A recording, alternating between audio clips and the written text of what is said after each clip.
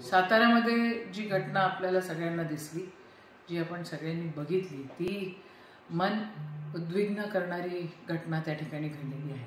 खरं महिलांनी, मला असं वाटतं की महिलांनी देखील आरेला कार्य करणं शिकलं पाहिजे. मला भरपूर लोक म्हणतात की तू आक्रमक आहे. मग काय करायचं? मग आपण ते सहन करत राहायचं का? नाही, नैसर्गिकरित्या महिला सक्षम आहेत, नैसर्गिकरित्या त्या ठिकाणी त्या ताकदवर आहेत आणि मग काही दिवसांनी त्या सगळ्या गोष्टींना घाबरायला लागतात. आरडाओरडा झाला, त्याच्यावर उत्तर देत नाही, कोणी आपल्याला थोबाडीत मारली तर आपण त्याचा हात पकडायची हिंमत ठेवली पाहिजे.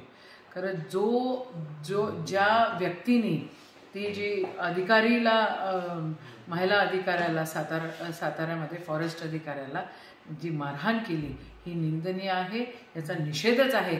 पण त्यांच्यावर कारवाई देखील त्या ठिकाणी झालेली आहे आणि महाराष्ट्रामध्ये महाविकास आघाडीच्या सरकारमध्ये महिलांवर या अशा जर गोष्टी कोणी करत असेल तर कोणीच खपवून घेणार नाही.